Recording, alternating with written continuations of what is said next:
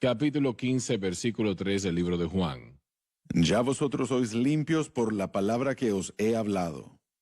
La respuesta, como siempre, se encuentra en la palabra de Dios. La historia de la Biblia es Jesucristo y el crucificado. ¿Sabe esa declaración, ya vosotros sois, ese verbo en esa declaración sois limpios, es un verbo presente activo indicativo que significa que, bueno, puede ser traducido ahora, ya en ese momento, están siendo limpiados en este momento a través de la palabra que yo he hablado a vosotros. Así que, bueno, él les está diciendo a esa gente, a sus discípulos ahí, que su enseñanza, no solamente en el aposento alto, en el discurso, incluyendo eso también, sino toda su enseñanza. Mire, la enseñanza estaba haciendo una obra de limpieza en ellos. Aún en ese instante, ahora mismo está haciendo una obra de limpieza. Por eso es que esa palabra ya se utiliza. Algunas traducciones dicen, ya estáis siendo limpiados. Entonces, la enseñanza de Jesús, aunque ellos no entendieron todo, ellos creyeron lo que Jesús estaba diciendo. Y más adelante entenderían. correcto, después ellos entenderían. Pero por causa de la fe, eso causó eso causó ese proceso de limpieza en sus vidas. Y así que, esto aún fue antes de la cruz, antes de que sucediera, pero hubo un proceso de limpieza que ya había comenzado hasta cierto punto, porque ellos habían creído lo que Jesús les había enseñado. Así que, si eso sucedió antes de la cruz, entonces cuánto más después de la cruz va a haber una obra de limpieza en nosotros al recibir la palabra de Cristo, al recibir la palabra de Dios en general, pero específicamente la palabra del Evangelio, lo que Jesús ha hecho por nosotros en el Calvario. Vamos a ver las traducciones por un momento, porque esto se está convirtiendo en una de las estrategias de Satanás más grandes, ¿no? Mientras la Biblia es traducida a todo tipo de idiomas, hay versiones de vaqueros, hay esta versión y aquella versión. Y si una persona está estudiando una Biblia o leyendo una Biblia que realmente no es una Biblia, es simplemente una traducción que alguien ha publicado o un parafrasis, realmente es lo que es, un parafrasis. Eso no va a ayudar a esa persona, los llevará en una dirección opuesta. Correcto. Sí. Mire, hay dos cosas que realmente forman a una traducción, y una de ellas es si es literal la traducción o no, o si es equivalencia dinámica, ya sea palabra por palabra o idea por idea. Y en segundo lugar, el hombre o la compañía que la produce tiene un propósito y generalmente le van a decir cuál es su propósito cuando hacen esa traducción. Así que uno tiene que realmente, la mayoría del tiempo uno puede abrir las primeras páginas de cualquier traducción y ahí dice que es una equivalencia literal, palabra por palabra, o equivalencia dinámica, y luego el propósito de la traducción se le dará a uno también. Lo que nosotros queremos que la gente acepte es una equivalencia literal o traducción palabra por palabra.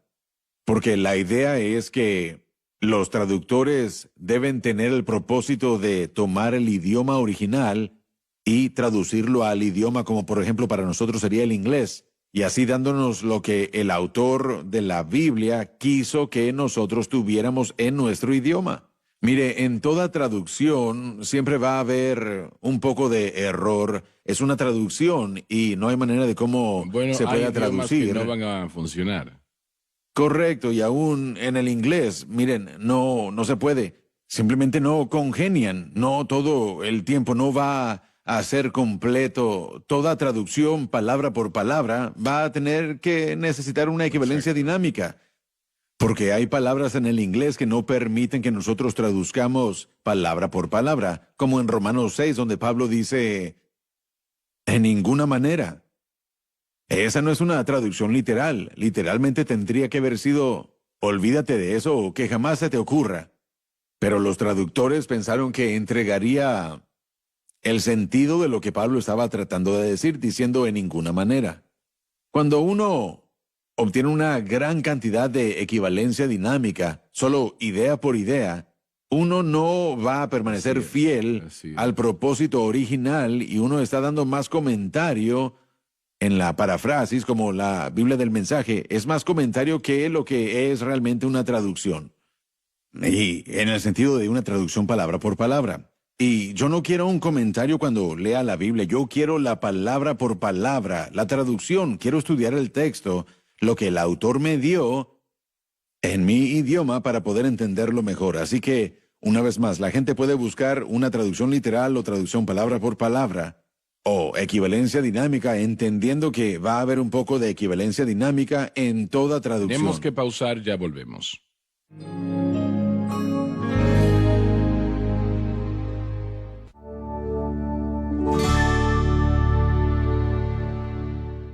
Estamos de vuelta. ¿Qué queremos decir cuando decimos que la Biblia es inspirada?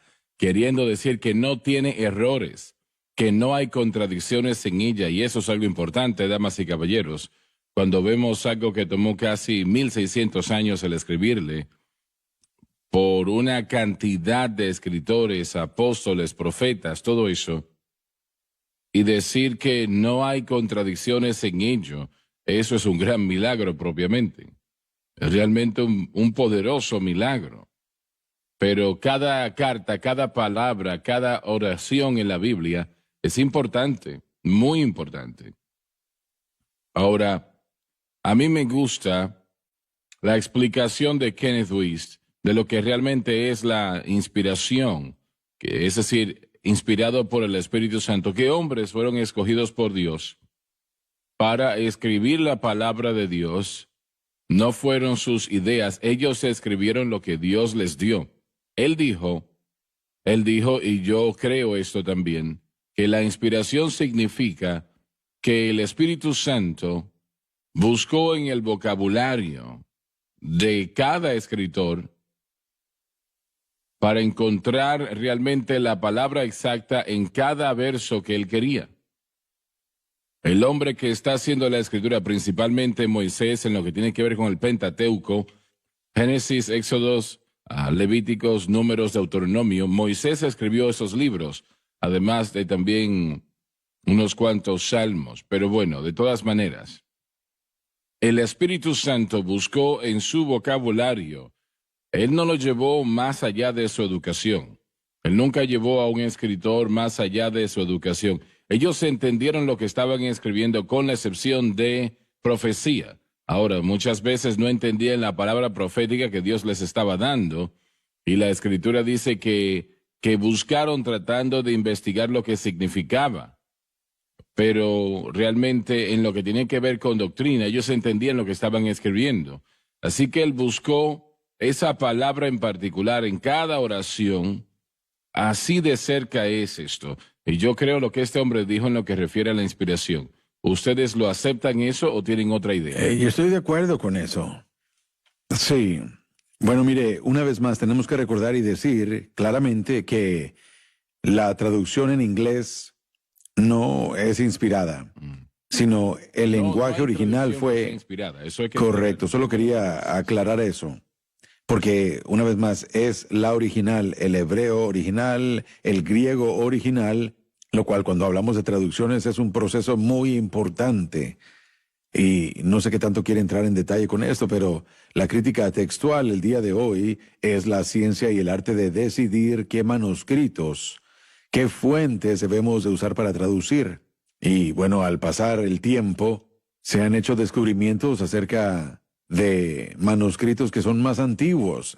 Así que el argumento es cuál es el más cercano al original. Ya no tenemos ningún original, así que el argumento es si algo 600 años después del original es mejor o si algo 300 años después. Correcto, y ese es el argumento que va junto con aquello que presentamos el día de ayer o en el último programa. Como lo puso Wuest. Él dijo, y sé que Bab no está de acuerdo conmigo, pero... ¿Wuest? No, estoy de acuerdo yo. No, estoy bromeando. Que cuando se tiene la Biblia King James en las manos, que podemos estar seguros que que tenemos la palabra de Dios, la palabra revelada. Estoy de acuerdo con eso.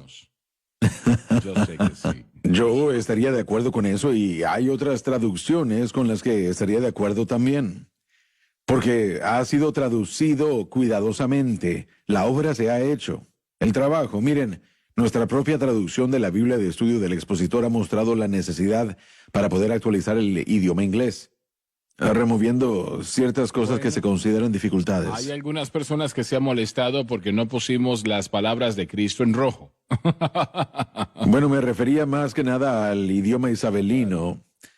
El idioma cambia, hermano Swagger, consistentemente cambia. Mire, si tuviéramos una copia de la versión original de King James el día de hoy, ni siquiera pudiéramos En la leerla. oficina. Sí, no se puede, ni siquiera pudiéramos entenderla. Entonces, mire, tiene que haber un punto de vista de la traducción en la que nos fijamos en la crítica textual, que es el argumento sobre los manuscritos. Y la mayoría de gente honestamente ni siquiera tiene idea de la equivalencia literal o la equivalencia dinámica o los manuscritos. Sí, mi padre lo leía, entonces es lo que yo voy a leer, La dicen. versión en inglés King James ha sido editada varias veces. Correcto. Desde cuando fue escrita en los 1600, me parece. Y gracias a Dios que ha sido así. Correcto. Porque realmente no se puede entender. Yo tengo una de aquel tiempo, francamente, ese idioma en aquel momento no se podía entender. Correcto. Sí, pero habiendo dicho esto, yo aún creo que la Biblia King James tiene a favor suyo el idioma más hermoso que se puede llegar a escuchar en una traducción. No, mire, no se puede ni comparar a nada más. Pero las otras traducciones en mi mente pueden ser de provecho, pero uno tiene que saber qué es lo que uno está leyendo y cuál era la fuente, cuál era el propósito de la traducción. Yo estudio muy a menudo con la King James junto a otras versiones, con otras versiones más actuales, para ayudarme a entender el sentido de lo que se estaba diciendo, porque yo no tengo que luchar singularmente a través de un texto para tener la idea del pasaje. Y yo creo que existe un lugar para eso en el cuerpo de Cristo. Pero, por otro lado, existen ventas que se están presentando sobre versiones de la Biblia como la Biblia Cotton Patch, La versión de vaquero. que realmente son Versión del- ridículas. Así que yo creo que el creyente tiene que aprender lo importante de la traducción y todo eso, una vez más, es lo que tiene que ver con los manuscritos que se están utilizando y si son de equivalencia literal o si es de una equivalencia dinámica. ¿Qué es? Entonces, lo que uno también tiene que saber es eso. Y una vez más, la mayoría de cristianos no están al tanto de qué considerar. Me gusta la versión en inglés King James, la he usado toda la vida y la continuaré usando hasta que el Señor me lo permita. No quiero decir que no hay otras traducciones que tienen validez y que ayudan. Y todo lo que le ayude a entender la palabra de Dios mejor realmente es valioso, Estoy de acuerdo. muy valioso. Pero siento que la versión en inglés King James es muy cercana o más cerca al manuscrito original en comparación a otras, ¿no? Eso es lo que yo siento, ¿no? Tiene un historial, ¿verdad? Más personas han sido salvas, bautizadas con el Espíritu Santo, vidas transformadas a través de esta Biblia, Sí. que con las otras en combinación todas 1000 veces. Mi mente aún recuerda la escritura de la versión King James. Es lo que fluye por mi mente cuando yo leo y cuando yo pienso. Así que ciertamente quiero utilizar todo lo que me ayude a entender correctamente la palabra de Dios. Así es. Versículo 4, por favor, capítulo 15 del libro de Juan. Estad en mí, Fije su mirada exclusivamente en Él y lo que Él ha hecho por nosotros en la cruz. y yo en vosotros. Si permanecemos correctamente en Él, lo cual solo podemos hacer por medio de hacer la cruz, el objeto de nuestra fe. Por lo tanto, Él permanecerá en nosotros sin falta. Como el pámpano Creyente, no puede llevar fruto por sí mismo, necesita escuchar esto. Nosotros decimos una y otra vez que no puede santificarse a sí mismo. Y aquí Jesús está diciendo lo mismo. Adelante, léelo otra vez. como el pámpano Creyente, no puede llevar fruto por sí mismo, no puede santificarse a sí mismo. Es imposible. si no permanece en la vid. Permanecer en Él se refiere al hecho de que entendemos que cada solución que buscamos, cualquiera que sea la necesidad, se encuentra solo en Cristo y la cruz. Nunca debemos separar a Cristo de la cruz. Así tampoco vosotros si no permanecéis en mí. Así que Jesús está haciendo hincapié acá fuertemente sobre que nosotros permanezcamos. Mire, tratemos con la declaración en las notas. Nunca debemos separar a Cristo de la cruz. El Evangelio, hermano Swagger, son buenas nuevas. Y las buenas nuevas consisten de primordialmente dos caminos o de dos ramas, si me lo permite. Una es de la persona de Cristo y la otra es la obra de Cristo, relativamente a la redención. Nosotros debemos estudiar a la persona de Cristo. Tenemos que llegar a conocer quién es Él, qué es lo que dijo, qué fue lo que su vida reflejó, porque Él nos dijo, el que me ha visto al Padre. Pero el Evangelio no existe si nosotros solo aprendemos de Él como la persona, porque Él es el Señor pero no es Salvador. Él tiene que ir a la cruz para convertirse en el Salvador del mundo. Ese evento lo convierte a Él de ser solo el Hijo de Dios a el Redentor del mundo. Y las buenas nuevas no solo es que Cristo vino, sino que el Hijo de Dios vino y cumplió esa obra de redención que le permite a la humanidad hoy tener una relación con Dios que no era posible en ningún otro momento de la historia. En la cruz con la raza humana. Exacto, así que el Evangelio es Jesucristo y el crucificado. Si no están los dos lados de esa ecuación, uno no tiene las buenas nuevas.